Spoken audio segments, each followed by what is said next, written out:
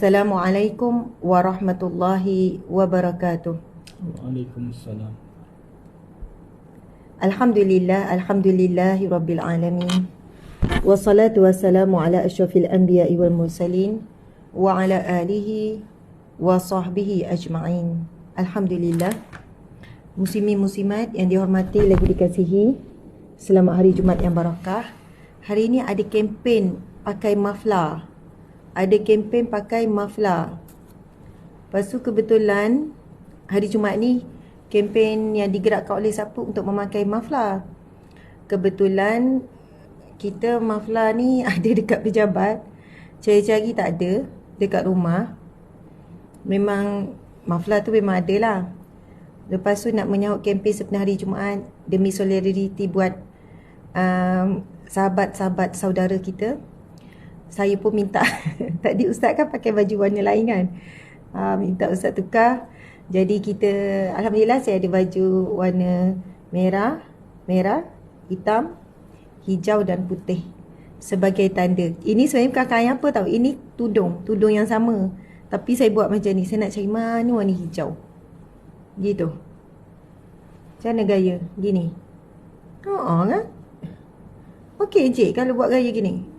Daripada tadi baik macam ni kan. Macam pelik sikit ada semua warna. Macam pengantin dia orang kata. Okey. Tak apalah. Saya letak je Saya letak saja. Macam ni. Okey encik. Okey ya. Subhanallah. Asalkan cukup warna. Encik warna putih je. Mana hitam, merah, hijau? Dalam hati ke tak? Dalam hati. Masya Allah. Alhamdulillah summa alhamdulillah. Dia kata pengantin baru sebab warna putih. Betul. Sentiasa rasa macam pengantin baru ke? Ya. Ya. Antara sebab macam pengantin baru? Sebab tadi baru bercakap tentang Allah ya wadud sikit. Masya Allah. Allah yang maha mengasihi, yang maha mencintai. Jadi insya-Allah sebab doa sama. Doa sokmo. Doa sama. Sama tu apa dia sama? Selalu mendoakan. Alhamdulillah. Boleh bagi emoji love hijau sebagai sokongan, ataupun ada orang gabungkan love hijau, merah, putih dan juga hitam sebagai tanda.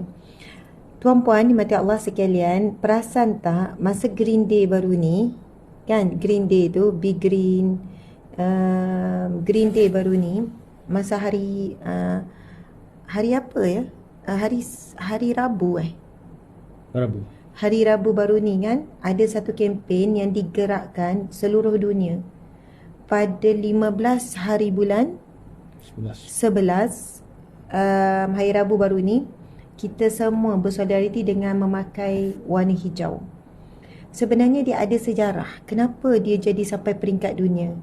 Dan kalau kita tengok Green Day tu, ataupun kita tengok dia punya simbol adalah watermelon, tembikai. Kalau orang Terengganu panggil timun Cina, tembikai. Encik tahu tak kenapa simbol dia tembikai? Encik tengok tak? Ada hitam. Poster-poster tu tembikai. Ada hijau, ada hitam, ada merah. Ya. Pada tembikai ada keempat-empat warna. Tembikai warna merah, dan bawah warna merah tu putih.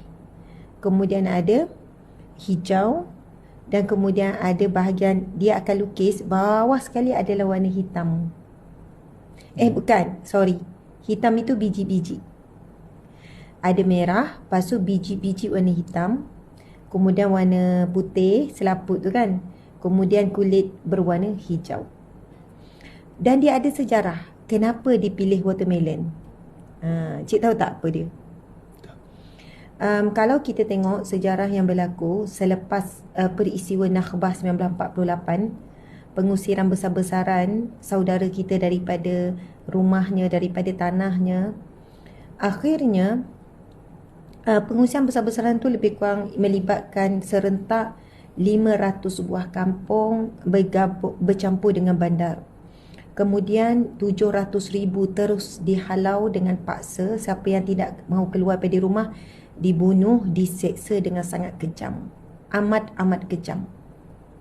Bahkan ada seorang ibu untuk mempertahankan dirinya, sekian-sekian Zionis ni, dia mengarahkan si ibu ni melemparkan anak kecilnya, kanak-kanak, ke dalam ketuhar oven yang yang ada kayu api. Lepas tu si ibu tidak mahu merayu-rayu, laknatullah ni pun rampas anak kecil tersebut, melemparkan ke dalam bakaran api kayu yang sebenarnya digunakan untuk membakar roti. Kemudian dia dipaksa pula untuk masuk ke dapur arang kayu tu. Akhirnya kedua ibu dan anak ini mati hidup-hidup, bakar hidup-hidup. Dan kalau siapa pernah tengok dokumentari yang berlaku pada peristiwa Nakbah 1948 tersebut, sahabat-sahabat, tuan-puan sekalian, pembunuhan secara tanpa belas kasihan, sangat brutal kepada banyak keluarga. Tembak je seluruh keluarga, ayah, ibu, anak kecil, bayi dipijak dan sebagainya. Mereka bukan hanya mahu membunuh, tapi mereka buat dalam keadaan yang seksa dengan brutal. Sahabat-sahabat, setelah itu PBB melalui pelbagai proses rundingan. Saya tidak mahu pertikaikan PBB tu. Cuma kerana berlakulah perundingan yang akhirnya membahagikan mana tanah Palestinian, mana tanah untuk Yahudi, sekian. Lalu masing-masing ada bahagian masing-masing. Dan ada tanah yang dikongsi dua-dua. Dua-dua berkongsi. Dua-dua tanah itu tidak ada milik siapa-siapa. Dua-dua boleh, maksudnya ia tidak dikongsi oleh sesiapa, tapi kedua-duanya boleh menguruskan ataupun boleh memanfaatkan. Macam itulah ibarat, nak mudah faham. Iaitu di tengah-tengah itu Jerusalem. Sebab di situ ada Baitul Maqdis, Masjidil Aqsa dan lain-lain. Tuan-puan, muslimin muslimat, apa yang berlaku? Tahun demi tahun, mereka tidak pernah berpuas hati dengan pembahagian yang dibuat, persetujuan. Mereka merampas lagi tanah umat Islam. Mereka rampas lagi dengan kejam. Berlaku satu peristiwa 1970 lebih ke, yang pembunuhan pada satu malam lebih kurang 300. Mereka membunuh dan menyembelih ketua keluarga. Kebanyakannya suami dibunuh dan disembelih di hadapan dan dipaksa untuk isteri dan anak-anak melihat. Dan apa yang dilakukan, isteri menjadi mangsa kekejaman, penderaan seksual, dan dipaksa juga di depan anak-anak, kemudian diarak. Yang perempuan, anak kecil diarak.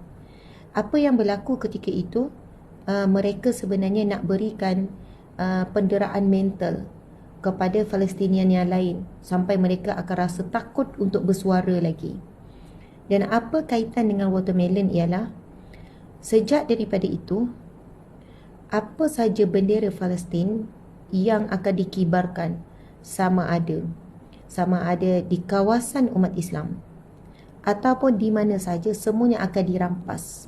Bahkan siapa yang mengibarkan bendera ataupun melukiskan sekadar, walaupun remaja, kibar bendera negaranya Palestin ataupun melukis, akan ditangkap, dipenjarakan. Bagaimana remaja yang sedang berada dalam penjara Israel, ditangkap, diseksa, ada yang dibunuh, walaupun tidak melakukan apa-apa, hanya sekadar mengibarkan bendera. Sebab itu bila kita masuk ke kawasan, macam hari tu kita masuk ke Baitul Maqdis, kita tak nampak bendera. Dan mereka menggantikan, daripada mereka melukis bendera di dinding, di tembok-tembok, di batu-batu, mereka melukiskan watermelon. Mereka menggantikan bendera itu dengan melukis tembikai. Itulah sejarahnya, tuan-puan sekalian.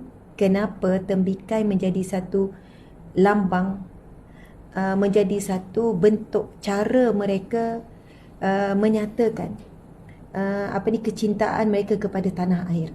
Masya Allah. Tuan-puan sekalian, bendera ni adalah satu panji, satu syiar. Pernah dengar kisah bagaimana Rasulullah SAW dalam peperangan mesti akan dilantik seseorang untuk memegang bendera, untuk membawa panji bendera Islam ke medan perang, dan selagi mana bendera itu tidak jatuh, semua tentera Islam akan tahu bahawasanya mereka akan menang ataupun motivasi untuk teruskan berperang. Sebab itu, cuma saya tak ingat perang apa dan siapakah nama sahabat Nabi itu. Mungkin cik boleh. Ubaidah bin Jarrah. Oh, Masya Allah. Abdullah bin. Subhanallah. Seorang sahabat Nabi ni dalam satu perang, dia diamanahkan untuk memegang panji, iaitu bendera, panji umat Islam. Dan apa yang berlaku tuan-puan sekalian, memang siapa yang pegang bendera akan menjadi tumpuan ataupun akan menjadi target. Dalam perang Uhud, Mus'ab bin Umair, Allahu Akbar, dalam perang Uhud, sahabat Nabi yang bernama Mus'ab bin Umair, mungkin sebenarnya ramai, hampir semua kot yang memegang panji ini diberikan tanggungjawab. Orang yang diberikan tanggungjawab untuk pegang panji, mereka akan tahu mereka akan berhadapan dengan tumpuan musuh. Sebab musuh memang akan target siapa yang pegang panji, iaitu pegang bendera ni. Sebab apabila bendera tu jatuh, seolahnya kalah. Sebab itu penting sangat bendera dan panji ni. Dalam perang Uhud, Mus'ab bin Umair memula pegang dengan tangan kanan. Kemudian dia dilibas dengan pedang dan dipotong tangan kanannya. Dia terus dipotong. Dia terus memegangnya dengan tangan kiri. Kemudian tangan kiri dipotong lagi. Dia terus menangkapnya dengan lengan pula. Asalkan panji itu tetap tertegak. Darah dah mengalir dah ni, cedera parah. Pegang pula, dipotong lagi lengan. Kemudian lengan sebelah kiri. Apabila pemegang panji dalam keadaan tidak mampu lagi, hampir syahid nazak, akan disambung pula dengan sahabat Nabi yang lain untuk memegang panji. Jadi, tuan-puan dimati Allah sekalian, sebab itu setelah berlaku pelbagai peristiwa kekejaman dan sebagainya, hanya disebabkan mengangkat bendera tanah air sebagai tanda perjuangan, sebagai tanda kekuatan, sebagai tanda kerinduan kepada tanah air, kecintaan. Akhirnya mereka ini ditangkap, dibunuh, diseksa hanya kerana panji. Sebab itu panji bendera ini sangatlah besar maknanya bagi orang yang memahami. Dan setelah banyaknya kezaliman dan kekejaman, mereka tidak melukiskan lagi. Anak-anak tidak melukis bendera, walaupun ia adalah yang melukis di kawasan yang selamat. Namun yang mereka lukis contohnya di dinding-dinding, di tembok-tembok, di tempat awam adalah watermelon, iaitu tembikai. Kerana tembikai mewakili 4 warna bendera negara suci, tanah suci umat Islam ini. Warna hitam pada biji tembikai, warna merah pada tembikai itu sendiri, warna putih basic, apa kita panggil, bawah merah tu kan ada putih, kemudian warna hijau. Masya Allah. Jadi saya pakai merah, hitam, merah, putih, hijau. FB, mari kita berjuang sikit. Ekspedisi Excellent Pejuang Dakwah Cyber. Sebab memang FB dah dapat warning sangat banyak bahawa FB Ustazah Asmat ni akan ditutup, akan di-ban. Sama juga TikTok, sama juga IG. Tuan-puan sekalian, Masya Allah, walau bagaimanapun saya tetap terus menyampaikan mesej-mesej.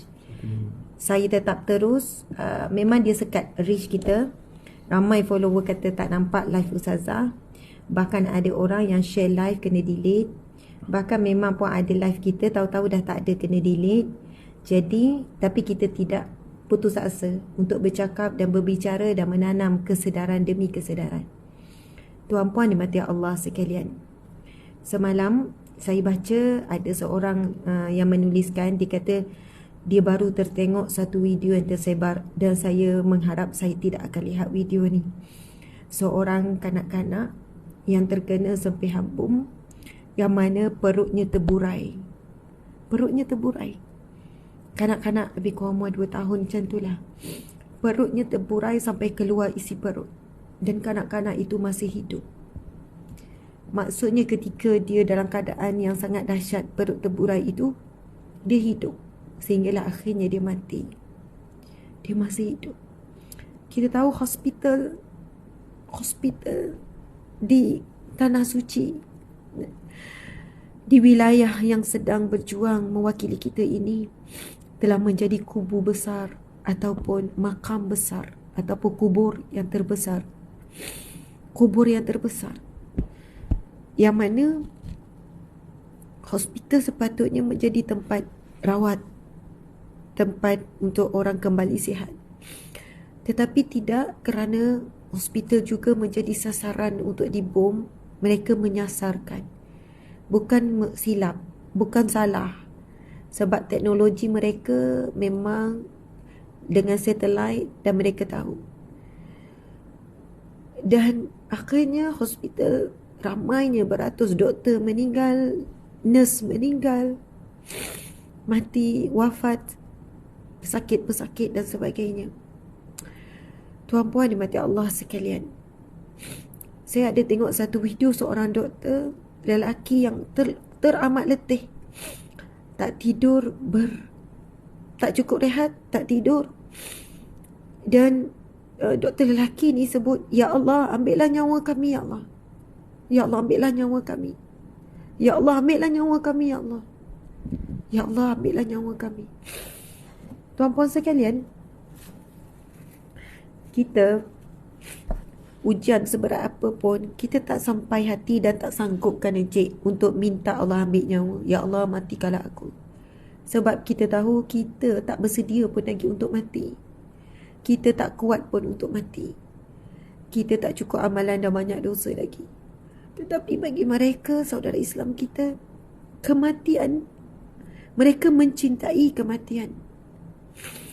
Mereka mencintai kematian.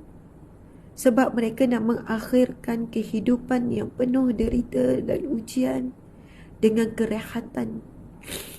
Dengan kerehatan yang sebenar di alam barzah dan kerehatan yang sebenar di syurga. Itulah antara kelebihan yang kita perlu cemburu. Perlu cemburu. Tuan-tuan sekalian, janganlah kita cemburu dengan kehidupan orang yang kita lihat sempurna. Ada suami yang sempurna, anak yang sempurna, rumah, kereta, apa saja. Usahlah kita cemburu dengan kehidupan manusia kerana semuanya sementara, semuanya akan musnah, tidak ada yang kekal. Tetapi cemburulah dengan kematian yang indah. Cemburulah dengan kematian yang baik. Kerana ia sangat sukar untuk seseorang itu dapat kematian yang baik, berbanding untuk mendapat kehidupan yang baik. Untuk mendapat kehidupan yang baik, kita usaha, kita cuba. Bahkan ramai orang yang tak menyembah Allah, orang kafir, orang munafik, orang musyrik, ahli maksiat, orang fasik, hidup di dunia bahagia, hidup di dunia sempurna. Sebab itu saya sebutkan, untuk mendapat kehidupan yang baik, kehidupan yang gembira, bahagia, sempurna, ia tidak sesusah dan sesukar untuk mendapat kematian yang baik, untuk mendapat kematian yang indah, yang bahagia, yang sempurna. Itulah ujian untuk kita, tuan-puan dimati Allah sekalian. Ujian untuk kita. Kita harus bermuhasabah. Kita harus sedar apa yang sedang dijentik oleh Allah daripada peperangan yang masih berlangsung, yang belum lagi berlakunya apa-apa solution ataupun perjanjian atau apa-apa yang jelas. Tidak berlaku lagi perubahan yang besar. Maksud saya, contohnya mereka akhirnya menyerahkan wilayah sekian-sekian ataupun, sebab itulah yang kita harapkan, perubahan yang besar dari sudut politik, supaya border yang dibina, penjara terbesar di dunia itu dibina, dirobohkan. Sebab itu mereka bertahan. Sebab itu mereka sanggup melihat kematian anak, suami, ayah, isteri, untuk mewakili kita umat Islam. Kerana apabila Baitul Maqdis dibebaskan, Tuan-puan kena faham, pembebasan Baitul Maqdis berlaku abad demi abad. Setelah dibebaskan akan ada kembali peperangan untuk merampas kembali Baitul Maqdis. Kemudian bebas lagi, berlaku lagi. Dan kitalah sekarang yang Allah pilih untuk membebaskan Baitul Maqdis. Sekarang apa yang berlaku di sana berlaku depan mata kita. Dibebaskan oleh Sultan Muhammad Al-Fatih, dibebaskan oleh Sayyidina Umar radhiyallahu anhu. Sebelum itu dibebaskan oleh para nabi. Kemudian dirampas kembali. Bila ditanya kenapa Baitul Maqdis itu sentiasa menjadi perebutan, kerana di situlah banyaknya wafatnya para nabi dan ramainya para nabi yang asal daripada negeri lain, daripada bumi lain, yang akhirnya diperintahkan Allah untuk berpindah ke Palestin. Dan itulah bumi yang tempatnya dikatakan pintu langit.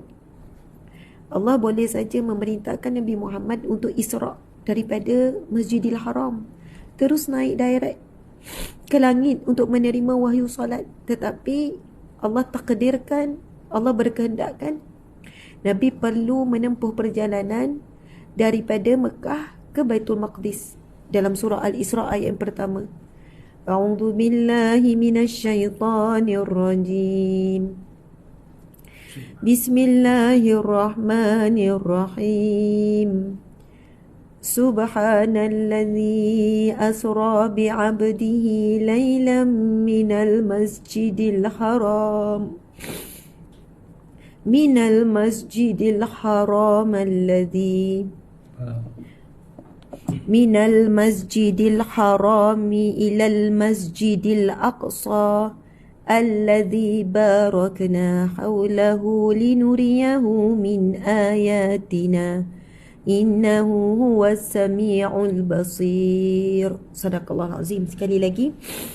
Bismillahirrahmanirrahim. Subhanalladzi asra bi'abdihi laylan minal masjidil haram ilal masjidil aqsa alladzi barakna hawlahu linuriyahu min ayatina innahu huwas sami'ul basir.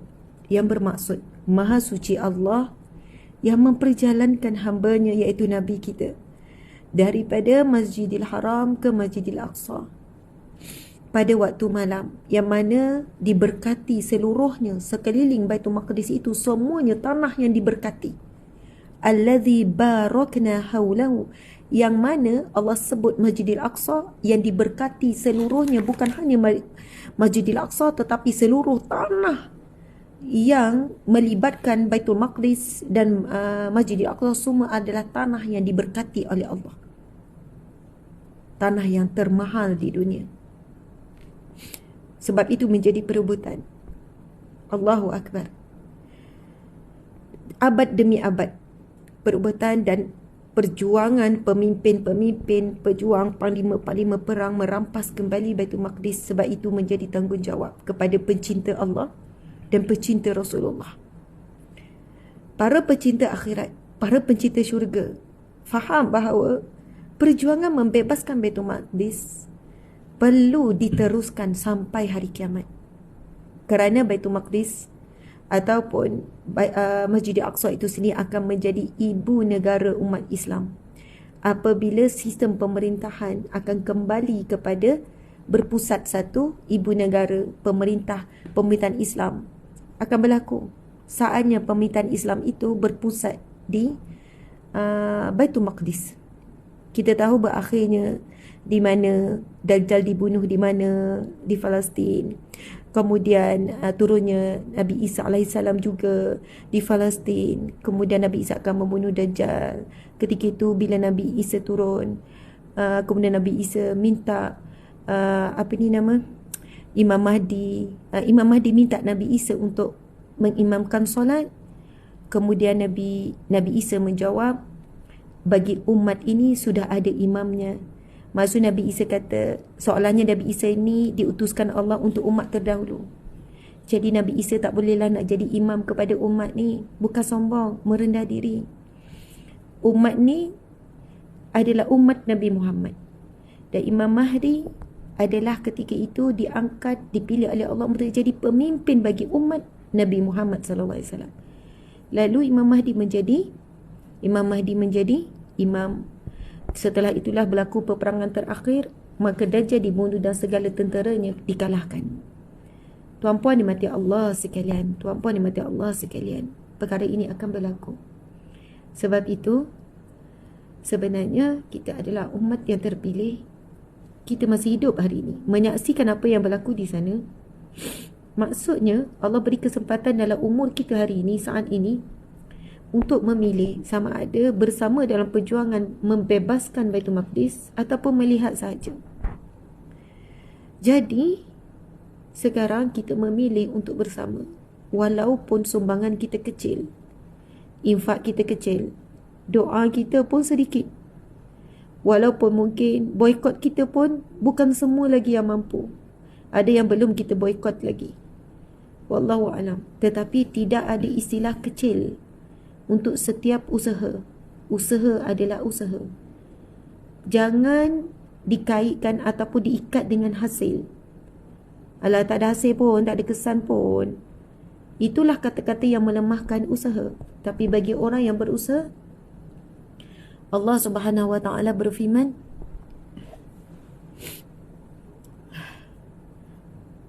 فَمَنْ يَعْمَلْ مِثْقَالَ ذَرَّةٍ خَيْرًا يَرَهُ وَمَنْ يَعْمَلْ مِثْقَالَ ذَرَّةٍ شَرًّا يَرَهُ. Allah berfirman, barang siapa yang melakukan kebaikan walaupun sebesar biji zarah. Tuan-puan sekalian, biji zarah ni tak boleh dilihat. Zarah, kita belajar sains, kena tengok bawah mikroskop baru nampak zarah. Tapi Allah berfirman, kalau kamu melakukan sesuatu kebaikan walaupun sebesar biji zarah yang tak boleh dilihat dengan mata kasar, kena lihat dengan mikroskop, itu pun Allah akan hitung, Allah akan kira, Allah akan berikan ganjaran dan balasan.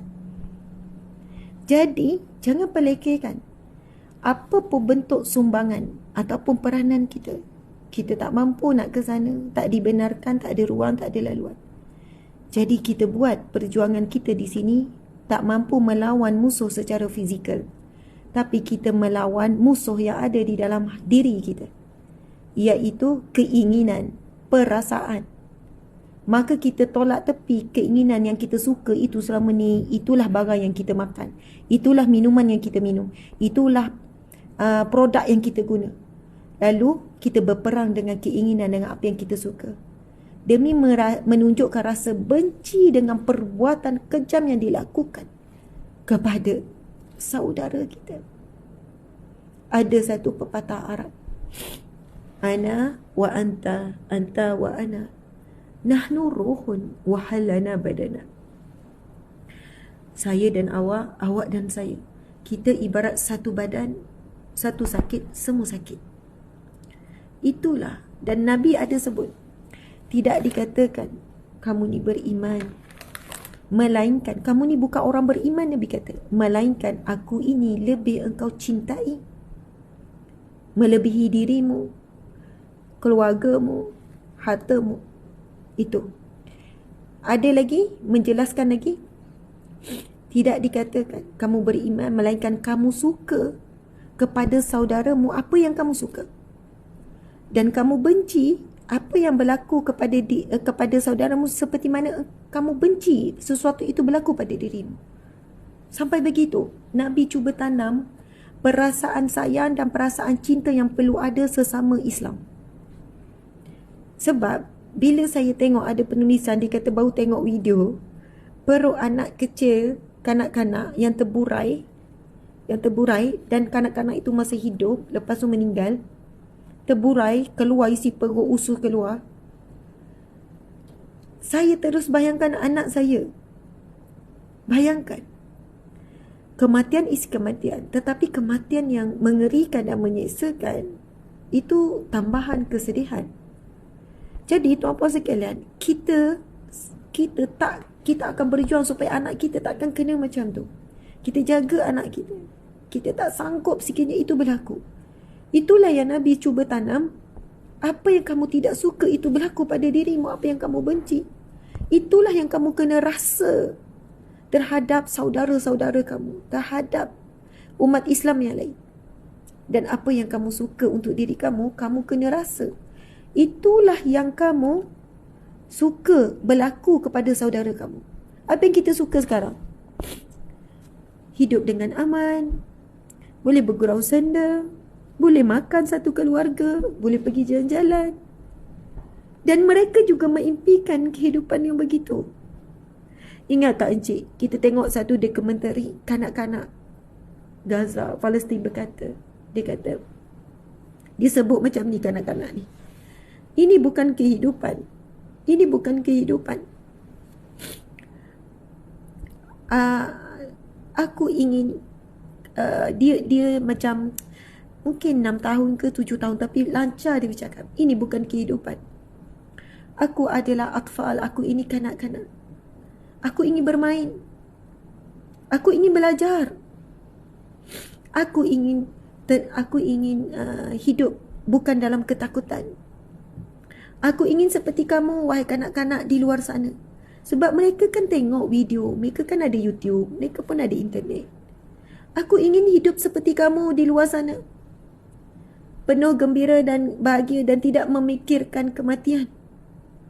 Kami baru kanak-kanak, kami tidak pernah membuat apa-apa jenayah. Saya baca tu kan, saya kata, ya Allah, tanpa sekali. Bukan baca, saya tengok di komentari tu.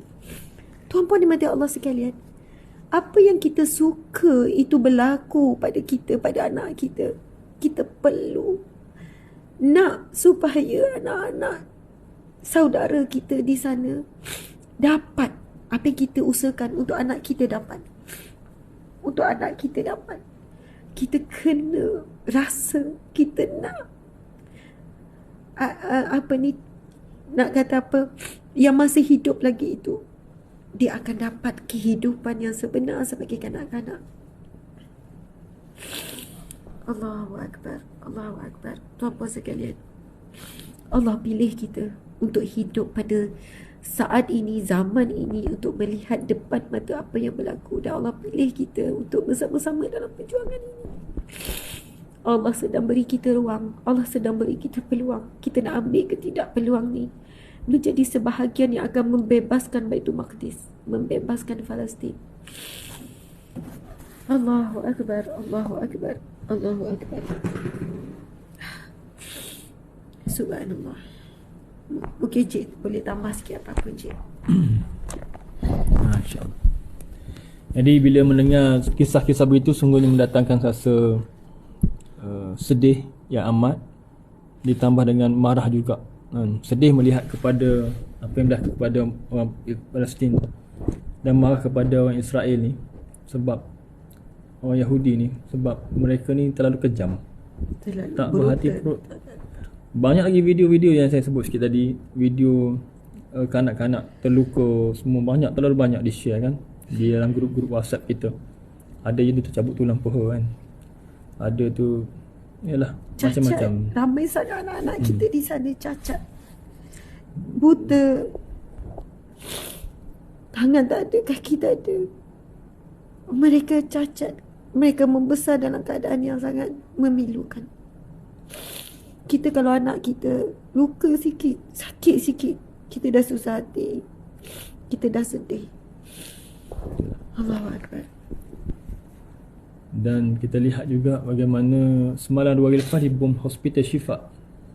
Hospital tu nama Syifa, tetapi dia tidak Syifa sebenarnya dalam 2 hari lepas, sebab bom di betul-betul di hospital. Dan ramai yang sakit tu terpaksa dikeluarkan dalam keadaan sakit. Baru operate tu ada yang nampak video tu, dia bawa mak dia, isteri dia tu dengan kursi roda, dia bawa lepas operate. Bayangkan sakit dia, bertambah sakit. Maknanya tidak ada tempat yang selamat lagi di Palestin sebenarnya. Ditambah dengan bom yang bertalu-talu. Sekarang ni kata kebal pun dah masuk. Dan moga Allah beri kemenangan lah dengan video-video yang di-share karak-karakan. Dia kata banyak dah kata kebal dan tentera. Hebatnya orang Islam ni, dia bunuh tentera saja. Dia bunuh tentera. Dia tak bunuh kanak-kanak, dia tak bunuh orang tua. Memang kalau kita tengok mujahidin kita, tentera kita tidak menyasarkan orang awam, dan tetap menyantuni wanita, orang tua, kanak-kanak.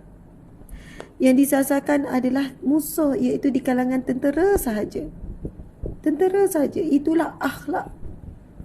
Tetapi mereka memang menyasarkan orang awam. Memang mereka nak nekat untuk menghabiskan dan menghapuskan penghapusan etnik. Memang mereka target anak-anak kecil. Memang mereka target wanita. Mereka nak bunuh semua. Tetapi mereka tak boleh nak bunuh adalah semangat juang. Yang itu mereka tak boleh nak bunuh. Mereka bunuh ibu mereka, ayah mereka. Mereka bunuh. Saya tengok ada satu video kanak-kanak ni, dia tulis, engkau telah ambil ayahku. Engkau telah mengambil ibuku. Engkau telah mengambil abangku. Engkau telah memenjarakan ayahku. Ayah dia dalam penjara. Engkau telah mengambil rumahku. Engkau telah mengambil masa kecilku. Tetapi yang engkau tak boleh ambil ialah semangat juang yang ada dalam diriku. Oh, hebatlah. Hebat sangat kata-kata kanak-kanak ni. Sebab dia memang sebatang kara. Mak dia pun dah mati. Abang dia dah mati. Ayah dia dalam penjara Israel. Tambah sekalian. Sebab itu macam perjuangan kita sebenarnya kecil sangat. Ujian hidup kita sebenarnya kecil sangat.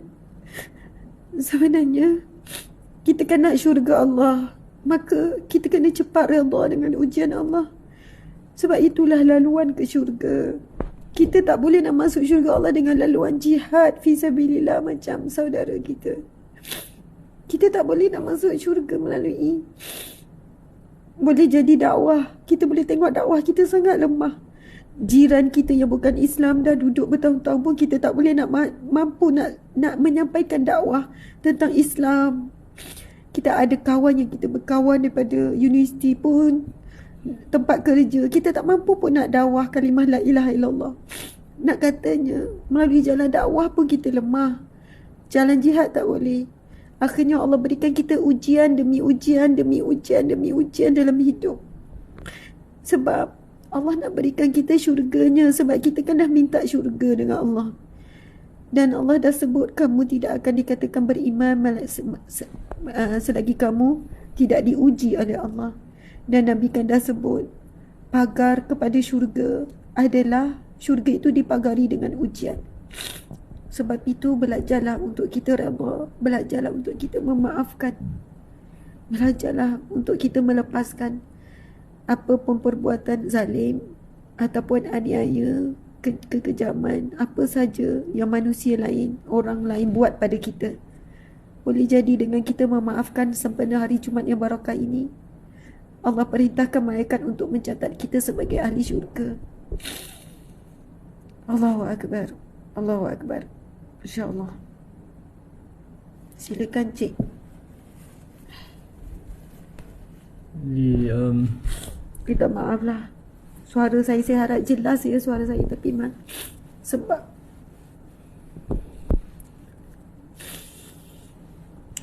InsyaAllah sama-sama kita terus menerus melakukan yang sedikit, yang kita rasa sedikit tu sebenarnya besar impak dia dalam kemampuan masing-masing. Seperti mana Ustaz sebut, kalau kita memang berboykot, teruskanlah boykot.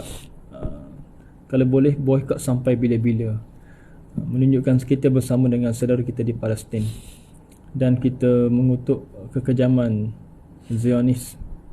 Di kalangan tentera, di kalangan Yahudi pun sebenarnya disebut oleh sahabat tadi pun ada yang menyokong Palestin, yang bersama dengan Palestin dan tidak bersetuju dengan kekejaman yang mereka lakukan.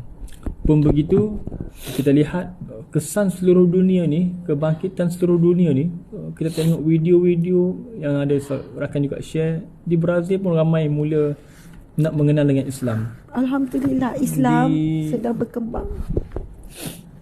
Kemudian kita tengok yang popular sekarang kan, TikTokers tu, nama Megan Rice telah memeluk Islam dan mengajak follower dia pun ramai memeluk Islam. Sebab dia melihat kehebatan akhlak orang Palestin sendiri, yang mana diuji dengan berat itu, mereka tetap tabah dan mereka memahami bahawasanya mereka tidak layak dilakukan sedemikian rupa.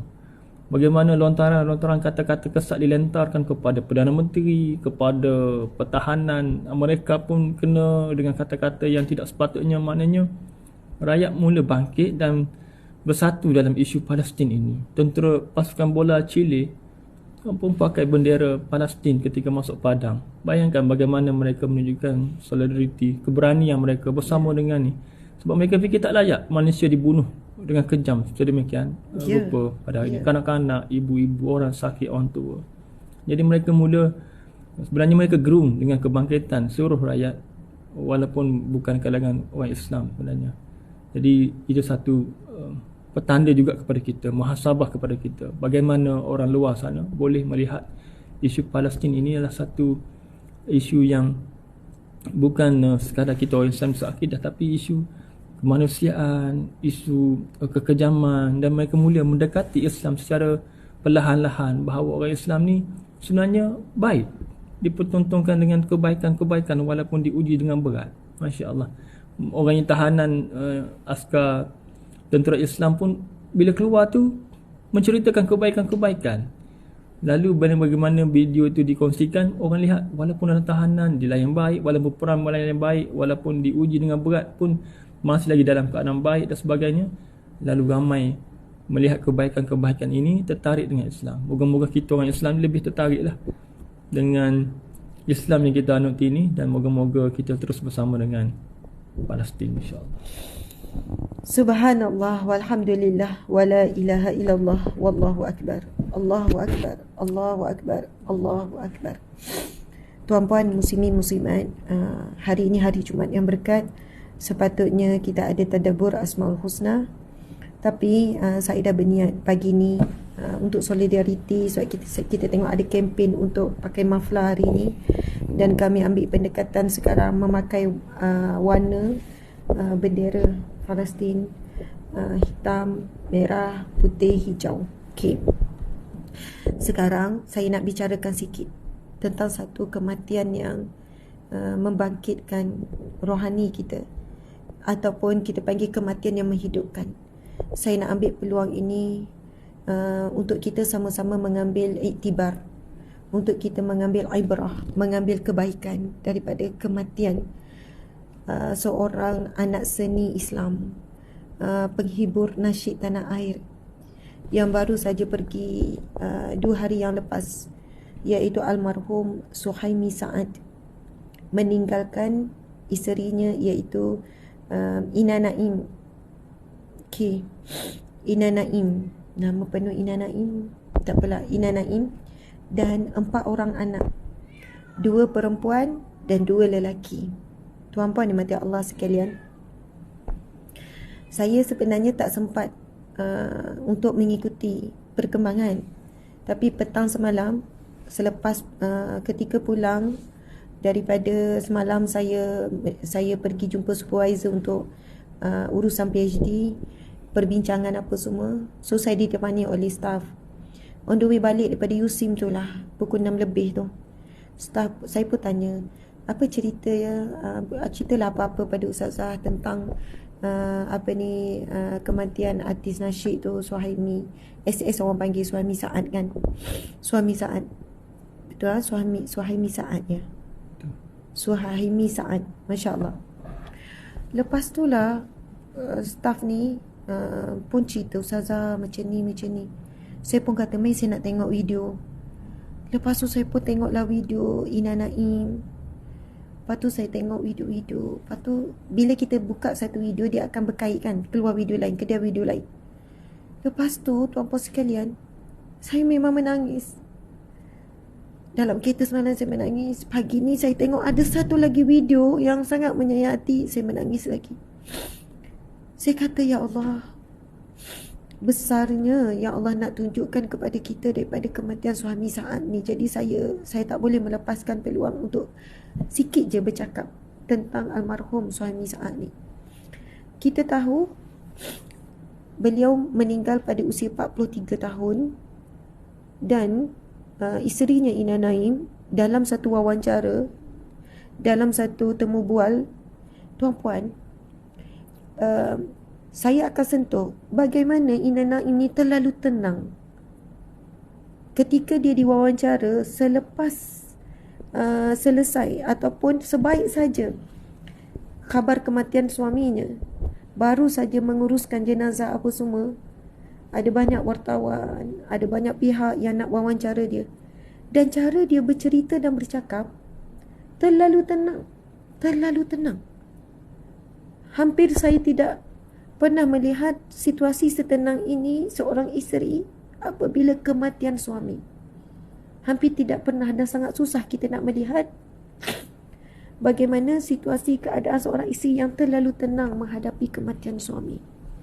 Saya cuba untuk faham bagaimana Ina Naim terlalu tenang, sangat redha, sangat cepat untuk menerima dengan terbuka dan berlapang dada dengan Allah apabila mengambil suami yang dicintai. Untuk saya memahami, saya pun tengok video, saya baca tulisan-tulisan, saya buat research. Saya baca tulisan, saya buat research sikit. Sampailah saya kata, patutlah Ina terlalu tenang menghadapi ujian kematian suaminya. Dan kita kena faham, isteri adalah cerminan suami. Saya bukan mengatakan isteri yang menangis, saya tak tahulah kalau suami saya mati. Tak tahulah siapa mati dulu cik . Maksudnya, saya tak tahulah, saya rasa keadaan saya akan jadi teruk kot. Bukanlah teruk, maksudnya menangisnya, pensan ke, tak tahulah. InsyaAllah lah tak pensan. Maksudnya, bengkaklah mata menangis. Tapi Ina bila diwawancara tenang, dia pun jawab. Dan tak ada setitik air mata pun yang dikeluarkan. Masya Allah. Hasil daripada sedikit research yang saya buat, saya diberitahu bahawasanya Ina Naim, ada satu video dia kata, memang suami saya memang dia nak hidup 43 tahun sahaja, dan Allah makbulkan hidup doa dia, permintaan dia. Pada bulan 10 hari tu adalah hari lahir dia. Bulan 10 bulan kelahiran dia. Dan start daripada itulah dia mula sakit yang berat. Sebelum itu memang dah sakit, tetapi okey, maksudnya biasa. Tapi mula sakit yang agak berat start bulan 10. Dan Allah kabulkan dia meninggal pada usia 43 tahun sebagaimana yang dia minta. Ina cerita memang suami dia masa selalu sebut, dia hidup 43 tahun je, abang nak hidup 43 tahun je. Satu, seolahnya apa yang disebut oleh suami, seolahnya tu apa sekalian, Suhaimi ni diberikan oleh Allah, wallahu alam, instinct ataupun dah tahu bila umur dia akan berakhir. Dan ini satu benda yang sangat luar biasa tuan-puan sekalian. Sebab orang yang diberikan kesempatan untuk bersedia dengan kematian sangat sedikit. Sebab banyak kematian berlaku mengejut, berlaku dalam keadaan tak bersedia. Tapi soalannya bila dia sebut, saya akan hidup 43 tahun je, saya akan mati umur 43. Dan nak katanya, adakah kerana Allah kabulkan permintaan dia, ataupun memang sebenarnya Allah dah tetapkan kematian kita, tetapi soalannya dia diberikan rasa tahu bila dia akan mati. Dan disebabkan itu juga boleh jadi Ina ni dia dah ada mindset, dia dah diberikan, dah ditanam dalam dirinya, sebab suaminya sebut begitu, bahawa dalam umur 43 ni suaminya akan pergi. Wallahu alam. Tuan-puan dimati Allah sekalian, ada satu tulisan Sifu Hidayah, saya bacakan apa rumusan dia sepanjang pemerhatian dia terhadap arwah. Ya, inilah yang kita perlu fokus dan kita belajar, tuan-puan sekalian. Ini yang ditulis oleh seorang Sifu Hidayah ni, saya bacakan. Dia ada mukadimah, saya tak baca. Okey, sesuatu ilmu yang boleh dapat daripada arwah ialah tahap kebergantungan arwah dengan Allah sangat tinggi. Nanti saya akan kupas yang pertama ni, saya baca dulu. Nombor 2, tahajud jangan tinggal. Yang ketiga, solat berjemaah dengan keluarga. Kejar pahala banyak. Buat benda sama dengan orang lain, iaitu solat. Orang pun solat juga. Okey, tapi dia dapat lebih sebab 27. Yang ketiga, jangan takut atau risau pandangan orang terhadap kita. Yang perlu kita risau adalah pandangan Allah. Ingat Allah setiap masa. Kalau ada hajat, minta terus dengan Allah. Kau dengan Allah tak payah guna kabel, direct terus ikut highway tanpa charge atau upah. Yang kelima, persiapkan anak dan isteri dengan ilmu agama, bekalkan ilmu akhirat, ajar mengaji, memanah, berkuda dan banyak hidup ikut sunnah Nabi. Yang keenam, santuni isteri, anak-anak dan keluarga. Jalan pimpin tangan, makan suap dan selalu puji Kak Ina kat dalam live. Okey, ada banyak lagi saya nak kupas. Saya sebenarnya baru tahu. Saya tak pernah tengok live SS ni, Suhaimi Saad ni. Tapi semalam masa on the way, staff saya cerita, sebab dalam tu ada 3 orang staff. Yang lelaki bercerita. 2 staff perempuan, ada staff lelaki. Staff lelaki ni kata, Ustazah, kalau Ustazah nak tahu, Suhaimi Saad ni hari-hari live. Encik tahu tak dia live hari-hari? Tak tahu kan? Dia live hampir setiap hari. Tak pernah miss. Lepas tu saya terus tanya, dia live apa? Dia live apa? Sebab saya tak ada akaun TikTok. Saya memang ada TikTok, tapi dekat handphone saya apps TikTok tu tak ada. Maksudnya saya tak boleh nak tekan. Saya tak tekan live tu. Jadi saya tak tengok video-video kat TikTok. Jadi saya tak tahu. Saya terus tanya, dia buat live apa? Suhaimi Saad ni buat live apa? Lepas tu barulah, rupanya staff saya lelaki tu dia selalu juga follow. Dia kata, Ustazah, kalau Ustazah tengok live dia buat live bukan ceramah, bukan apa. Dia tunjuk rutin harian kehidupan dia. Bagaimana dia dengan isteri, borak-borak, lepas tu gurau senda. Dan Suhaimi Saad ni suka puji isteri. Ina ni bagus, Ina ni baik, Ina ni sekian-sekian. Bagi orang yang negatif, dia akan kata, cik puji isteri, asyik bodek isteri, asyik riak. Lepas tu, petang je, katanya dia akan live. Pukul 6 contoh, 6.30 dia akan live. Apa yang dibuat adalah, dia tunjuk macam mana rutin dia dengan anak, cara dia bercakap dengan anak, cara didik anak. Lepas tu, dia tunjuk rutin dia mengajar. Kadang dia buat live katanya, bila dia buat kelas pengajian untuk anak dia. Mengajar matematik, mengajar sains, mengajar bahasa Arab. Subhanallah. Lepas tu, dia solat maghrib. Lepas solat maghrib, dia ngajar ngaji. So, masa tu dia buat live, dia ngajar ngaji anak dia. Dan orang yang tengok boleh belajar juga tajwid apa semua. Arwah Suhaimi Saad ini adalah pemegang ijazah sarjana muda dalam bahasa Arab. UIA tak silap saya. Orang yang ada degree holder. Dan saya tahu. Saya faham. Beliau selalu viral dengan isu-isu yang bertentangan dengan norma. Contohnya, orang kecam, orang kutuk, orang menghina dia. Dengan apa? Cara hidup yang dia pilih. Anak-anak dia semua tak pergi sekolah dan dia homeschooling dan dia mengajar ilmu agama dan dia mengajar Al-Quran, hafaz Al-Quran, dia mengajar ilmu-ilmu kepada anak tu, dia dan isteri dia. Homeschooling. Kemudian cara hidup yang dia pilih adalah no riba, sehingga dia tak beli kecuali cash. Sebab itulah dia tunjuk bagaimana kehidupan rumah sampai sofa tak ada. Kalau ada sofa-sofa yang buruk. Rumah yang sangat sederhana, very basic. Kemudian kenderaan. Dan rumahnya tidak ada peti ais. Orang kecam, rumah tak ada peti ais. Mesin basuh tak ada, orang kecam, dia tak ada mesin basuh. Kemudian sekian-sekian. Dan selalu orang kecam soalannya dia adalah suami yang telah menguasai ataupun menundukkan isteri. Suami yang kontrol isteri. Bahkan kalau kita tengok pada komen, bila ada video yang tersebar, Ina Naim terlalu tenang, cuba tengok ada komen negatif. Ina dah bebas daripada penderitaan, akhirnya Ina akan temui bahagia. Maksudnya kalau orang yang berfikiran negatif ni, padahal kita nampak bila Ina terlalu tenang dan kematian suami, kita boleh lihat inilah kehebatan seorang suami yang telah berjaya mendidik isterinya sangat baik. Dengan kefahaman yang sangat baik. Dengan akidah yang sangat baik.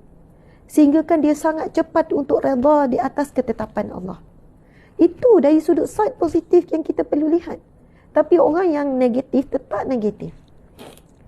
Tetapi bila saya baca-baca, rupanya suami saat ni dia jelaskan kenapa dia tak beli mesin basuh. Dia tak nak sekian-sekian penjimatan, itu, ini. Dan penyelesaiannya adalah dia akan basuh baju semua di dobi. Dia kata itu lebih meringankan isteri dia. Sebab terus guna, apa tu panggil? Pemanas. Apa dia panggil? Dryer. Tak perlu nak jemur. Lepas tu, dia buat penjelasan juga orang kecam rumah dia tak ada peti ais. Dia kata sebab dia tak nak isteri dia penat masak, dia banyak sama ada beli ataupun dia selalu buat video. Saya tak tahu. Rupanya setahu saya cerita dia suka bawa isi anak-anak pergi makan luar, cari tempat yang halal dan thayyibat lah. Selalu bawa anak-anak isteri makan luar, suap-suap. Memang seorang yang suami yang suka sangat gembira ke hati isteri, suka menyakat, suka buat lawak. Lepas tu dia jelaskan tak ada peti ais bukan bermaksud tak masak. Dia akan beli bahan nak dimasak cukup-cukup supaya tak membazir. Saya kata ya Allah, hebatnya pemikiran dia. Dan dia bukan sekadar pemikiran, dia melaksanakan dalam kehidupannya. Tuan-puan sekalian, dan saya fikir-fikir balik, betul lah kadang-kadang kan, maksudnya kita bukan nak buang peti ais. Maksudnya, walaupun kita takkan pilih mungkin kehidupan seperti yang dia pilih, kita bukanlah nak stopkan peti ais kita. Tapi bermaksud, kadang-kadang apabila kita berhadapan dengan orang yang dia menentang arus, menentang norma, menentang kemodenan, kebiasaan, kita kena belajar selepas ini berlapang dada. Kita kena belajar menghormati pilihan masing-masing. Rupanya penjelasannya adalah dia akan beli cukup-cukup dan dia nak benda yang fresh dibeli dan fresh dimasak. Kadang-kadang kan cik, kita beli lauk banyak, sayur banyak, kadang-kadang tak termasak, sayur pun kecut, dah tak boleh masak, buang. Begitulah yang berlaku bila kita stok banyak, lepas tu tiba-tiba sibuk tak sempat masak, kadang rosak begitu saja. Subhanallah, Allahu Akbar. Kemudian bila saya tengok ada satu gambar, anak lelakinya, semua orang dah gerak tapi anak lelakinya masih duduk dekat kubur. Duduk, tak nak bangun. Sebab apa? Rupanya beliau ni seorang ayah yang sangat rapat dengan anak-anak, seorang ayah yang sangat penyayang, seorang ayah yang sangat santun, seorang suami yang sangat suka gembirakan hati isteri. Selalu sakat, suka puji isteri, suka ni. Sebab itu Ina Naim, bila dia dalam situasi suaminya dikecam, dia juga dikecam. Kita tak pernah tengok Ina Naim ni marah ke, memberontak ke. Sama juga dengan suami saat ni. Kita tak nampak. Dia balas kecaman orang, caci maki orang dengan kekerasan. Dia mungkinlah ada ketegasan, tetapi bukanlah dengan membalas dengan maki hamun balik. Tak. Dan setiap kali lepas live, bila dia tengok orang komen negatif, dia akan minta maaf. Itulah sikap suami Saad yang diceritakan oleh isteri. Dan oleh netizen, dia kata suami Saad ni memanglah dia selalu buat, kadang buat isu-isu yang sampai netizen marah. Tapi dia akan selalu minta maaf. Dia seorang yang suka meminta maaf.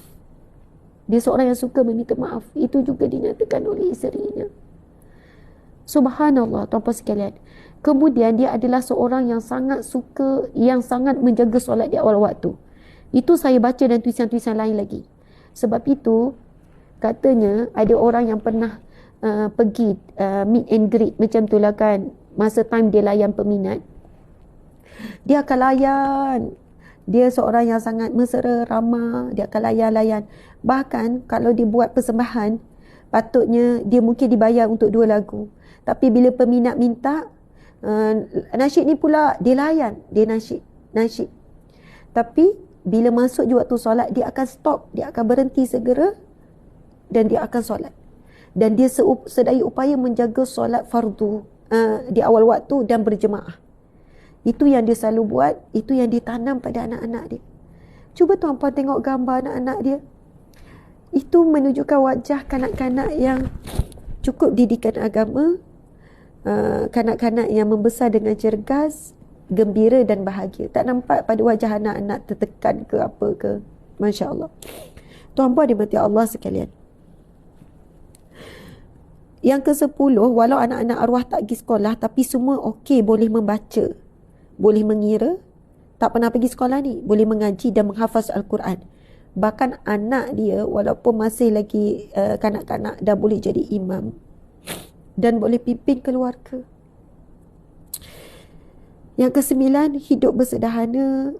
Anak-anak arwah hormat orang tua. Anak-anak arwah ni seorang yang cakap lembut. Dan kalau tetamu datang pandai ni, subhanallah, muslimin muslimat dimati Allah sekalian. Tuan-puan yang dihormati lagi dikasihi, ada lebih kurang 9,000 lebih dekat 10,000 dekat TikTok. Saya nak sebut sekali lagi, saya nak sebut, jangan kita cemburu dengan kehidupan orang. Kehidupan yang kita nampak selesa, mewah, rumah besar, kereta besar, kejayaan yang besar, glamour, anak-anak yang hebat-hebat. Itu satu nikmat. Tetapi yang saya nak sebut, jangan iri hati dan jangan cemburu. Tapi tolonglah cemburu dengan kematian yang baik. Tolonglah cemburu dengan kematian yang indah. Kerana untuk memiliki kehidupan yang baik tidak sesusah untuk mendapat kematian yang baik. Untuk memiliki kehidupan yang bahagia tidak sesusah untuk kita dapat kematian yang bahagia. Kematian yang kita bersedia. Dan apa yang saya belajar pada kematian suami Sa'ad ini, saat dia nak ditidurkan, anak lelakinya yang pimpin untuk dia ucap syahadah, dan dia dapat ucap syahadah dengan tenang, dan dia mengambil wuduk dengan sempurna, dan dia meminta maaf dengan semua orang, isteri, anak-anak, keluarga. Bahkan sebelum dia dimasukkan ke hospital dan dia ditidurkan, dia sempat balik kampung berkonvoi kereta, selesaikan urusan dengan keluarga dan ibu ayah. Kemudian dia sempat menuliskan di media sosial dan dia meminta maaf daripada semua orang. Tuan-puan sekalian, ini luar biasa. Sebab apa? Ada hadis Nabi. Hadis Nabi bersabda, sabda Nabi bersabda, tanda di antara tanda-tanda kematian yang baik apabila kamu diberikan peluang untuk buat kebaikan. Lalu sahabat bertanya, apakah maksudnya ya Rasulullah? Rasul menjelaskan, saat akhir kematian dia, bila saat akhir, dia diberi peluang untuk buat kebaikan. Sebab seolahnya orang yang begini, dia dah ada hint yang dia akan mati. Kita tahu Ina Naim dah cerita, memang suami Sa'ad, suaminya memang sebut pada Ina Naim dah lama, bukan baru sebut. Soalannya mungkinlah borak suami isteri, abang nak hidup 43 tahun je. Itu yang Ina Naim cerita. Suami dia cakap, suami saya cakap dia nak hidup 43 tahun. Dia akan mati umur 43. Dah, memang betul. Soalannya, bila dah masuk dekat umur 43 ni, dia dah buat persiapan dah. Persiapan yang terbaik untuk anak-anak dia. Persiapan untuk isteri dia. Masya Allah, tuan-puan sekalian. Kan kita tahu bila berlaku isu dia anti-vaksin, kemudian dia banyaklah anti sekian-sekian, dia cakap pendapat dia cakap sekian-sekian, dan masa itulah makin hamun orang wairalkan, tapi dia teruskan kehidupan dia seperti biasa, macam tidak tergugat sedikit pun dengan caci maki netizen. Saya tak nak kupas isu-isu tu, cuma saya nak lihat, nak bagi tahu suami Sa'ad adalah contoh tauladan kepada orang yang hidup sederhana sebenarnya boleh bahagia. Saya nak sebut sekali lagi, harap faham, itu yang saya dapat, perasaan saya kata, subhanallah, apa hikmah dia suka buat live. Saya baru tahu yang dia ni selalu buat live hari-hari. Saya kata, apa hikmah dia suka buat live? Hari-hari dia tunjuk suasana dalam rumah, dia dengan anak, dia dengan isteri, bawa isteri makan. Rupanya, Besarnya hikmah dengan rumah kecil, dengan sofa buruk, tak ada sofa, peti ais tak ada, macam maksud. Sedarlah bahawasanya bahagia itu kita boleh cipta bahagia. Kepada orang yang sedang hidup susah, kepada orang yang sedang hidup sederhana, struggle, sebenarnya kita boleh bahagia. Anda boleh bahagia. Tengok balik dia punya life. Bagaimana wajah dia ceria, bagaimana dia dengan isteri bila live, gurau-gurau senda, mesra, bagaimana dengan anak-anak. Bahagia itu adalah bagaimana kita ciptakan bahagia. Bahagia itu daripada dalam ke luar, bukan daripada luar ke dalam. Dia tak meletakkan bahagia pada rumah, pada perkakas rumah yang mewah, yang cantik. Dia tak letakkan bahagia pada kereta. Dia tak bahagia pada rumah mesti beli, tak boleh sewa. Dia tak letakkan bahagia di situ. Ini adalah satu bentuk. Maksud saya, tapi saya bukan kata, Ustazah cakap tapi nampak rumah Ustazah pun besar, kereta Ustazah pun besar, contoh. Saya, janganlah pusing kut situ pula. Sebab memanglah bila kita memiliki sekian-sekian, kita akan dapat rasa bahagia tu. Cuma saya nak sebut fokus kita adalah, walaupun kehidupan sangat sederhana, bahkan dilihat kehidupan yang susah. Sebab ramai orang kutuk, Sia ni Serina Naim dapat suami sekian-sekian, susahnya hidup, kena belajar hidup susah, sebet kurang. Tapi mereka tak pernah tunjuk mereka susah. Mereka tak pernah meminta-minta. Walaupun suaminya sakit. Mereka sentiasa tunjuk hidup mereka tu cukup. Dan mereka sentiasa tunjuk mereka itu bahagia. Dan saya yakin bukan dibuat-buat, mereka memang betul-betul bahagia. It's not fake. Itu bukan tipu. Mereka betul-betul bahagia. Sebab itu Ina Naim boleh sangat tenang, sangat cool. Dan pagi tadi saya nangis tu Encik.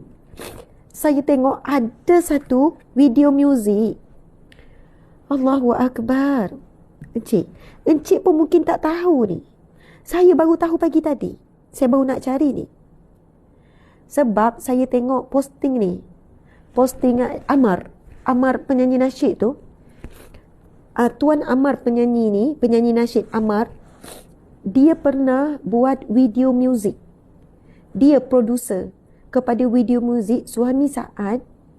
Video muzik ni, Suami Saat, video muzik saya nak tunjuk, tapi kita tak boleh buka. Video nasyid Suami Suhaimi Saat. Saya harap nasyid ni akan jadi trending. Suhaimi Saat, Suami Saat dan Ina Naim. Bayangkan nasyid ni, sekejap. Bayangkan, boleh tak Encik cuba Google juga? Saya tak tahu saya nak Google dengan siapa tahu nasyid ni? Okey, saya nak cari Amar. Sabar tuan-puan sekalian. Ya Allah, memang sekejap Amar. Okey, Amar. Tuan-puan boleh cari Amar ni kan? Tuan Amar ni. Lepas tu ni ada satu posting dia, masa saya arrangekan muzik lagu ini untuk arwah suami Saat, saya tak ada rasa apa pun. Tak sangka ia pantas menjadi kenyataan. Benarlah bahawa kematian itu amat dekat. Cuba anda tengok video muzik ni. Kejap.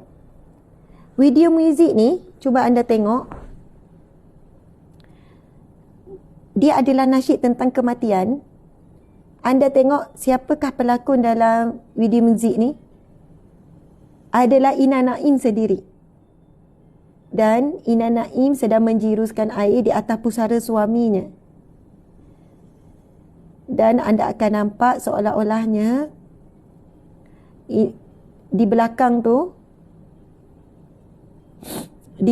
tu dalam Ina Naim sedang menyirami pusara arwah suami.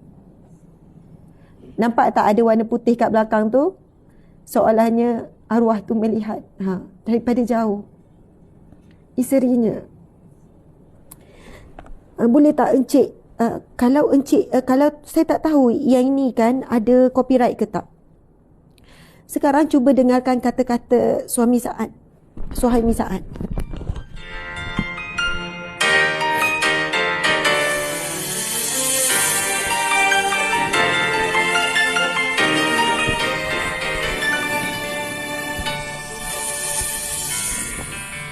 Daripada video muzik ni. Selamat tinggal pada dunia, sejahteralah aku di sampingnya. Selamat tinggal pada semua, semoga berjumpa di sana.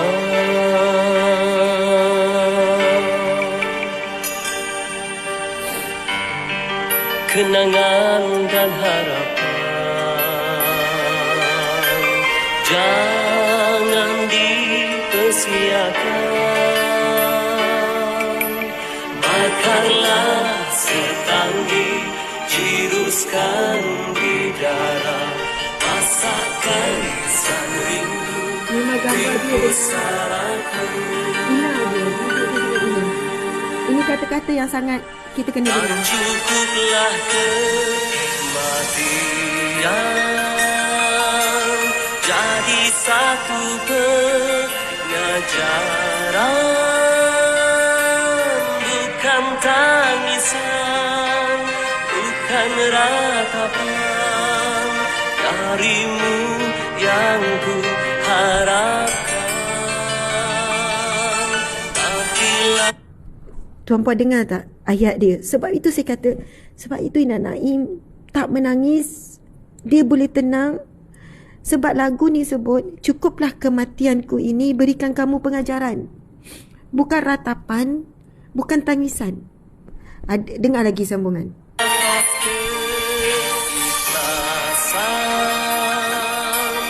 Doa tulus berpanjangan, semaikan cakap, deraikan dosa, dosa yang merantai jiwa. Saya tak tahulah sebab tak ada tulis. Encik jumpa tak? Nanti cari dekat YouTube. Saya tak jumpa dia punya, saya tak cari lagi. Saya tak tahu apa tajuk lagu ni, tapi video muzik ni Selamat Tinggal Dunia. Selamat Tinggal Dunia. Lakonan 2 orang ni je. Suhaimi Saad dengan Ina Naim. Dan situasinya Ina Naim meneruskan video muzik ni, bagaimana Ina Naim meneruskan kehidupan selepas suaminya meninggal. Bayangkan, tu saya kata Masya Allah, hebat. Dia telah melakonkan, dia telah buat lakonan. Ia tajuknya Selamat Tinggal Dunia. Subhanallah, video ni dibuat 14 tahun dulu. 14 tahun yang lepas. Dan sekarang kalau anda cari Selamat Tinggal Dunia Suhaimi Saad, baru 60k views. Saya memang niat, bila saya tengok video ni, saya kata saya akan bantu viralkan supaya video muzik ini menjadi satu kefahaman yang jelas untuk kita. Sebab lakonannya Suhaimi Saad ni soalannya dia dah meninggal dan ditujukan kepada isterinya 14 tahun yang lepas. Maka apa yang berlaku itu sedang berlaku. Sebagaimana dilakukan tu berlaku. Masya Allah. Subhanallah. Allahu Akbar. Tuan-puan sekalian, sebagai penutup untuk perkongsian kita pada hari ini, perkongsian penuh air mata. Awal-awal start dengan saudara kita di Palestin. Kemudian saya menyambung lagi. Memang saya dah jangka hari Jumaat memang selalu rasa barakah, rasa sayu. Hari untuk kita muhasabah. Tuan-puan sekalian. Baik. Perhatikan, Suhaimi Saad tidaklah meninggalkan kekayaan pada anak-anaknya, pada isterinya. Tapi harta yang paling mahal Suhaimi Saad meninggalkan untuk isteri dan anak-anak adalah solat dan Al-Quran. Itu yang selalu dia tekankan. Dan dia seorang yang sangat menjaga tahajud. Solat misi jemaah, solat di awal waktu. Dan Al-Quranul Karim. Dan anaknya 4 orang, lelaki 2 orang, 2 perempuan. Selalu melazimi Al-Quran, hafal Al-Quran. Dan dia sendiri daripada anak tu tak reti membaca sampai pandai membaca. tak reti mengira sampailah mengira. Dan anak tu daripada tak boleh baca Quran sampai baca Quran. Sebab keduanya tak pernah hantar anak ke sekolah. Tapi anak semua pandai. Tuan-puan sekalian, saya nak tutup dengan kita kena faham sabda Nabi SAW. Nabi bersabda, "Idza mata bani Adam," bila mati anak Adam, "inqata'u amaluhu illa min salas." Terputuslah segala pahala amalan kecuali 3. Nabi sebut yang pertama, sadaqatun jariyah. Yang kedua, wa waladun salih ayyad'ulah. Yang kedua, al-ilmu yuntafa'u bih. Ilmu yang bermanfaat. Yang ketiga, wa waladun salih ayyad'ulah. Doa anak yang soleh yang mendoakan. Tuan-puan sekalian, Suhaimi Sa'ad ada ketiga-tiganya. Subhanallah. Yang kedua, saya sebut sedekah jariah tu, dia seorang yang pemurah. Sebab adalah kisah, adalah orang sebut macam mana pengalaman dia. Dia dibantu oleh Suhaimi Sa'ad dibantu oleh Ina Naim. Padahal Suhaimi Sa'ad dengan Ina Naim bukanlah orang kaya, tetapi dia ada membantu orang sekian-sekian. Kemudian, bagaimana ilmu bermanfaat? Kerana anak dia 4 orang pandai baca Al-Quran daripada dia sendiri yang mengajarkan Al-Quran. Jadi, setiap kali anak je baca Quran, dia dapat pahala tanpa henti. Sebab dia yang mengajarkan ilmu Al-Quran itu pada anak. Dia yang ajar anak itu pandai membaca alif bata ABC. Dia sendiri yang mengajarkan anak itu boleh mengira. Dan selama mana anak ini memanfaatkan ilmu si ayah ini, sama itu si ayah ini dapat pahala. Kemudian dia dapat doa anak yang soleh. Dan kita boleh lihat, walaupun anak tu masih kecil, kita tak tahu akan datang macam mana, tapi yang kita boleh lihat pada hari ini ialah anak ni, anak yang baik, anak yang mendoakan, anak yang jaga solat, anak yang berakhlak, dan anaknya polite sangat orang kata. Lepas ni saya mungkin akan tengok video-video dia sebelum ini. Dan katanya bila dia buat live setiap hari, orang akan suka tanya amalan, macam mana nak buat, ada orang ngadu masalah, dia akan layan, dia akan jawab. Okey, kalau anak macam ni, buat macam ni, buat macam ni. Maksudnya dia juga seorang yang sangat banyak berkongsi ilmu di media sosial. So orang yang dapat ilmu daripadanya akan dapat sesuatu, insya-Allah. Last sekali, saya nak sebut last betul-betul Cik, last sebab kita memang ada urusan. Saya tahu kita ada temu janji pukul 9.30 kita ada temu janji. Subhanallah, saya teringat kisah Abdullah bin Mas'ud yang surah Waqiah tu Cik. Abdullah bin Mas'ud, saya takut saya salah, betul tak Abdullah bin Mas'ud? Tak silap saya Abdullah bin Mas'ud, nanti cek. Ketika Abdullah bin Mas'ud sedang nazak dan dia ada anak-anak yang masih bawah tanggungan, iaitu anak-anak perempuan. Kemudian Sayyidina Uthman bin Affan datang ziarah Ibnu Mas'ud ni. Datang ziarah. Lalu Sayyidina Uthman bertanya, "Wahai Abdullah bin Mas'ud, adakah kamu ada meninggalkan harta, meninggalkan sesuatu sebagai bekal untuk anak-anakmu?" Lalu Abdullah bin Mas'ud menjawab, "Tidak. Aku tidak ada apa-apa yang aku tinggalkan. Tetapi aku telah pun mendidik, aku telah pun menyuruh anak-anakku ini melazimi membaca suratul Waqiah pada setiap malam. Kerana Nabi SAW bersabda, barang siapa yang membaca suratul Waqiah pada waktu malam, dia tidak akan ditimpa kefakiran selama-lamanya. Maksudnya tak akan miskin, tak akan susah." Tuan-puan sekalian, maksudnya kita sebenarnya tak salah nak tinggalkan harta pada anak-anak. Tak ada masalah. Tapi kena tinggalkan dengan ilmu, dengan akidah. Sebab kalau tak ada ilmu, tak ada akidah, maka harta itu boleh merosakkan hubungan adik-beradik. Jadi, itulah harta yang mahal yang ditinggalkan oleh Suhaimi Sa'ad pada anak-anaknya, iaitu Al-Quran. Yang mana tidak akan miskin orang yang beramal dengan Al-Quran, orang yang melazimi Al-Quran, orang yang mencintai Al-Quran. Betul Abdullah bin Mas'ud. Itu jawapan sahabat Nabi Abdullah bin Mas'ud kepada Sayyidina Uthman bila ditanya. Yang aku tinggalkan pada anak-anak adalah amalan membaca surah Al-Waqiah pada setiap malam. Kerana berdasarkan sabda Nabi, tidak akan ditimpa kemiskinan, kefakiran orang yang membaca surah Al-Waqiah setiap malam. Sebab tu kita kena amalkan dan kita kena wariskan amalan ini pada anak-anak kita. Allahu Akbar, Allahu Akbar, Allahu Akbar, Allahu Akbar. Kematian yang menghidupkan kan? Menghidupkan. Allahu Akbar. menghidupkan jiwa kita, menghidupkan nurani kita, menyentap. Kita rasa kita baik, kita rasa kita bagus, tapi bagaimana kematian kita? Penutup, dan saya tak akan tambah lagi, InsyaAllah saya tak akan tambah apa-apa. Penutup Encik Suami. Satu perkongsian yang sangat menarik Ustazah. Ramai dah empangannya pecah, mengalir air mata memberi kesan kepada semualah. Saya dalam hati adalah lelaki biasanya dalam hati je. Dan di usia 43 tahun ni Ustazah. Ya, dia sebaya dengan Encik. 43 tahun. Dia lahir 1940 bulan Oktober. Masya Allah, saya ingat tarikh lahir dia. Tak siap saya 12 Oktober. 12/10, betul. Jadi di usia 43 tahun ni Ustazah, jadi boleh kita fikirlah apa-apa boleh berlaku kan. Muda, tua dan sebagainya. Sihat nampak sihat, tetapi sebenarnya kalau Allah nak tarik nyawa kita, bila anytime pun boleh. Tanpa sebab pun Allah boleh tarik nyawa kita. Memberi inspirasi jugalah. Bila mana kita kenal kan. Selama ini kita cuma dengar-dengar saja. Tapi bila kita kenal betul-betul, dia merupakan seorang insan yang hebat lah. Lalu kita pun dalam hidup kita ni berprasangka baik je. Yang penting adalah bersangka baik. Bersangka baik selalu. Moga-moga kita tak ada rasa bersalah.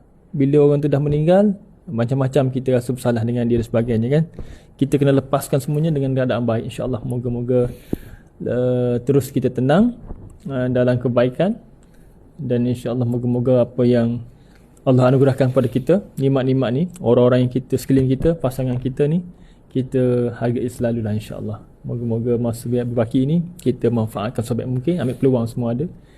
Moga-moga kita pun tak menyesal bila mana Ustazah meninggal nanti. Contohnya lah. Saya meninggal dulu. Jadi insya-Allah itu saja kot. Kita terima kasih semua, pengasih kepada Excellent Pejuang Dakwah Media Cyber, kepada SPDC Excellent Pejuang Dakwah Cyber 2.2. Subhanallah, ini pecah rekod 2.2 million likes di TikTok. 2.2 juta kena rakam. Lepas tu tadi memang pecah rekod juga, pecah panggung, kehadiran di TikTok lebih 10,000. Tak tahulah tim Snap ke tak. Kemudian di FB juga tinggi, di IG juga tinggi. Jumlah keseluruhan mereka yang turut hadir pada hari ini lebih kurang dalam hampir 15,000. Campur IG, campur FB. Sebab tadi 10,000 lebih, di FB 3,000 lebih kan. Masa tu tadi lebih kurang, jadi campur semua dah 14,000 lah. Ini pecah rekod, dah lama dah tak capai rekod ni. Tetapi itulah hikmahnya, bukti kematian yang menghidupkan. Ramai orang nak dengar. Dan alhamdulillah Allah izinkan saya untuk mengupas, untuk kita mengambil ibrah. Rugi kita tak ambil ibrah daripada kematian yang indah ini. Mudah-mudahan almarhum berada di sisi Allah, dalam rahmat Allah, dalam pengampunan Allah. Allahumma ighfir lahu warhamhu wa'afihi wa'fu anhu. Ya Allah, ampunilah dia. Ya Allah, maafkanlah dia. Ya Allah, rahmatilah dia. Ya Allah, dan afiatkanlah, sejahterakanlah dia. Ya Allah. Dan sebagai penutup, sama-sama kita bacakan suratul Fatihah. Dan kita niat untuk menghadiahkan pahala bacaan surah Al-Fatihah ini kepada arwah ibu dan ayah kita, atuk, nenek, moyang kita, kepada ahli keluarga yang telah pun pergi, kepada sahabat-sahabat kita yang telah pergi, anak cucu kita yang telah pergi, kepada suami ataupun isteri yang telah pergi, kembali kepada Allah sebab kita akan pun pergi, dan kepada seluruh mukminin dan mukminat, muslimin dan muslimat, dan juga buat para sahabat Nabi dan buat Nabi Muhammad sallallahu alaihi wasallam. Lahumul Fatihah. A'udzu billahi minat, dan khususan kepada almarhum Suhaimi Saad, minta maaf. Al-Fatihah. A'udzu billahi minasyaitonir rajim. Bismillahirrahmanirrahim. Alhamdulillahi rabbil alamin. Ar-Rahmanir-Rahim. Maliki yaumiddin. Iyyaka na'budu wa iyyaka nasta'in. Ihdinas siratal mustaqim. Siratal ladzina an'amta 'alaihim ghairil maghdubi 'alaihim waladdallin. Amin. Amin ya rabbal alamin. Terima kasih. Saya Asma Harun, sayang sahabat semua, kerana Allah, kerana Rasulullah. Saya mohon maaf segala salah silap saya. Kadang-kadang, bukan kadang-kadang, memang selalu melakukan kesalahan. Terima kasih pada sahabat di muka buku. Kehadiran anda sangat bermakna. Segala komen, segala like, segala share. Sahabat-sahabat di TikTok, terima kasih. 2.4 juta. Terima kasih banyak-banyak kehadiran dengan bagi gift, emoji, komen-komen. Semua itu menguatkan engagement dan menguatkan reach, menjadikan platform dakwah melalui media sosial Ustazah Asma Arul ini semakin kuat. Terima kasih sahabat di IG, dengan segala pemberian, dengan segala gift, segala emoji dan juga ni. Semoga bermanfaat untuk dunia dan akhirat kita. Kita tangguhkan dengan tasbih kafarah dan surah Wal-Asr. Bismillahirrahmanirrahim. Subhanakallahumma wa bihamdika asyhadu an la ilaha illa anta astaghfiruka wa atubu ilaih. Bismillahirrahmanirrahim. Wal-'asr innal insana lafi khusr illa alladhina amanu wa 'amilus solihat wa tawassaw bil